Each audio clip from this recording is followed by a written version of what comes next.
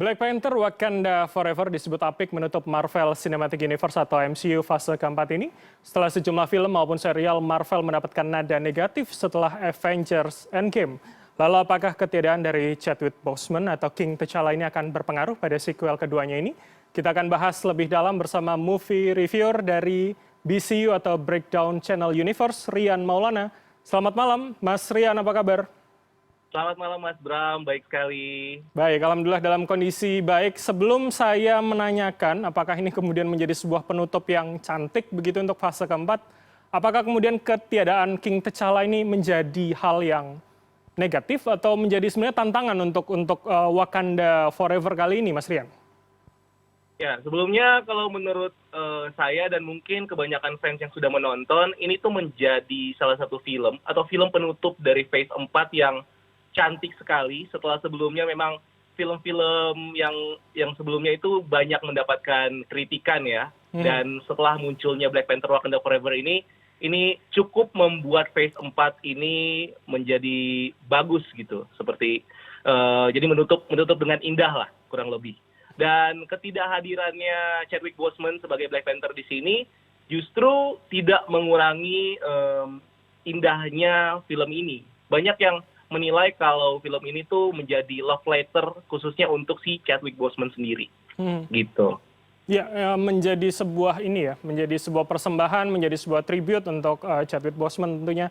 Nah ini kalau kita lihat kemudian paling tidak, saya takut sekali spoiler sebetulnya, tapi sangat gatal rasanya ingin membahas ini dengan Mas Rian. Apakah kemudian ketika kita sudah melihat trailer, kita tahu Shuri akan menjadi salah satu dari penerus Black Panther, kita tahu ada Namor, ada Ironheart. Apakah ini kemudian mengurangi elemen of surprise dari film Wakanda Forever ini, Mas Rian?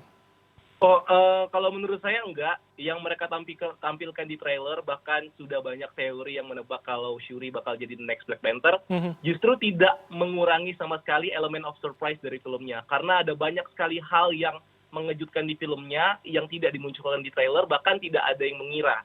Seperti tampilan dari Talokan sendiri gitu, sebuah negara bawah air yang justru berbeda dengan adaptasi yang ada di komik. Kalau adaptasi di komik kan agak mirip-mirip dengan yang ada di franchise lawannya gitu ya, Atlantis. Dengan di sini mereka bikin konsep baru, mengambil budaya dari Mesoamerika, dan itu benar-benar sesuatu yang fresh banget. Dan ini menjadi satu daya tarik atau elemen of surprise sendiri untuk filmnya. Iya, tentu masih banyak hal yang ternyata menarik untuk kemudian kita saksikan dan tidak ada di trailer begitu. Saya tidak ingin mencoba menyebutkan. Tapi kemudian ini juga menarik. Kemudian salah satu hal positif yang disebutkan para fans adalah paling tidak kita membandingkan CGI dengan misalkan Black Panther pertama, begitu bagaimana last fight-nya di di Black Panther pertama cukup banyak kritik. Nah, apakah kemudian CGI hanya menjadi poin utama dari keunggulan penutup yang cantik ini, atau kemudian dari segi premis ceritanya? Karena kalau kita lihat, ini kan ciri khas dari MCU fase keempat ya, tidak ada karakter yang hitam maupun putih, tapi karakter dibuat abu-abu. Baik punya kejahatan, yang jahat punya kebaikan. Seperti apa Anda melihat? Kalau saya melihat sih memang premis ceritanya menjadi salah satu yang menarik banget untuk diceritakan seperti itu. Semua yang ada di Phase 4 memang karakternya dibikin abu-abu, itu menjadi salah satu yang berbeda dibanding phase-phase sebelumnya. Kalau masalah CGI, kalau menurut banyak reviewer dan mungkin menurut saya, untuk Black Panther Wakanda Forever ini sudah cukup bagus sebenarnya. Walaupun banyak yang menilai kalau di-compare dengan adegan-adegan atau film-film lain yang melibatkan atau mengambil shot area bawah laut seperti itu, memang tidak sebagus film-film yang sudah ada. Tapi yang di sini yang disajikan di Black Panther Wakanda Forever ini lebih memperlihatkan detail-detail yang mungkin berbeda dengan yang diperlihatkan di film-film sejenis yang memperlihatkan area bawah laut. Jadi menurut saya untuk bagian CGI-nya ini masih cukup bagus sebenarnya untuk dinikmati. Dan apalagi untuk premisnya yang menjadi salah satu daya tarik yang paling kuat adalah itu tadi, karakter yang abu-abu yang membuat kita mau memihak yang mana pun sah-sah aja sebenarnya. Seperti itu kurang lebih. Oke, paling tidak kita mengetahui ada dua karakter baru yaitu Namor dan juga Ironheart begitu.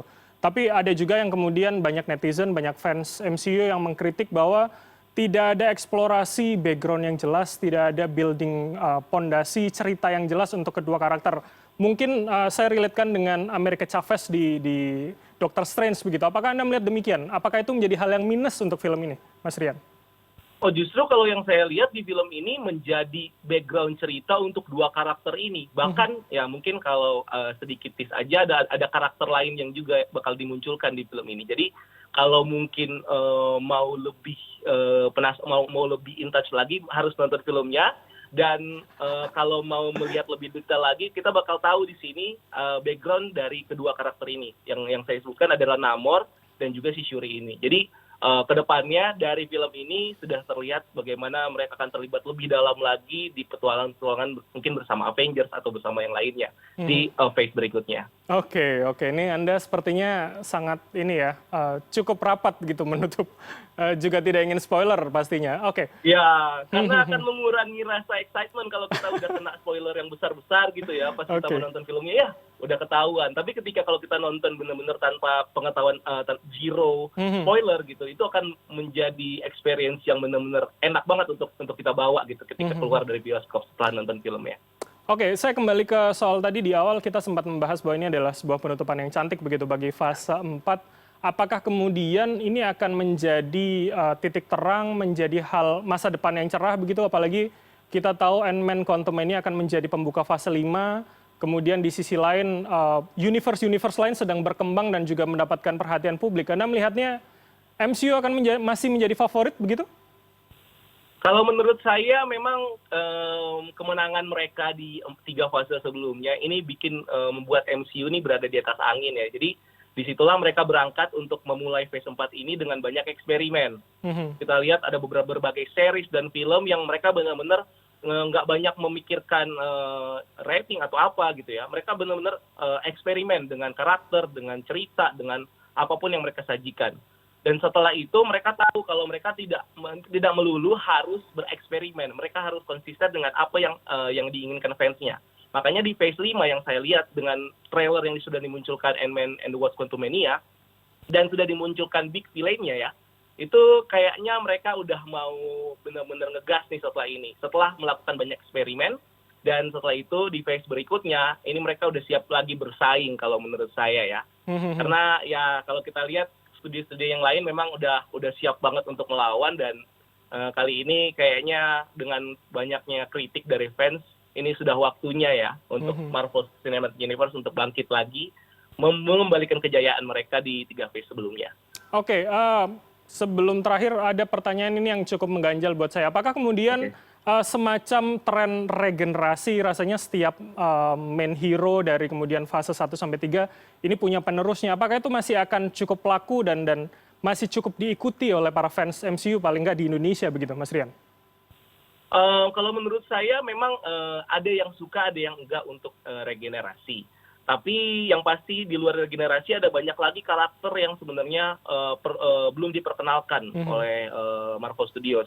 Yang sebenarnya mereka punya banyak banget karakter yang ada di komik dan ke depan pasti masih akan diperkenalkan lebih banyak lagi dan nantinya akan dikumpulkan lagi dan seperti Avengers level gitu ya akan dikumpulkan dan yang akan bikin orang-orang yang mungkin baru mengenal sedikit setelah makin ngikutin jadi semakin suka, jadi semakin cinta sama karakternya nantinya. Tapi kedepannya sih yang pasti selain karakter-karakter baru yang kecil-kecil, mereka akan memperkenalkan karakter-karakter besar yang mungkin sedang disimpan.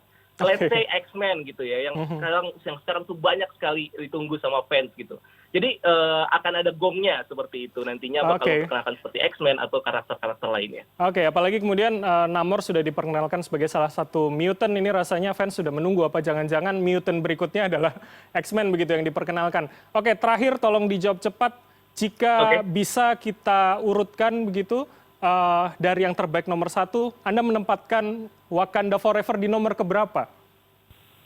Oh, untuk phase 4? Phase 4 saya bisa bilang Wakanda Forever ini ada di nomor 2. Setelah Shang-Chi? Setelah Shang-Chi.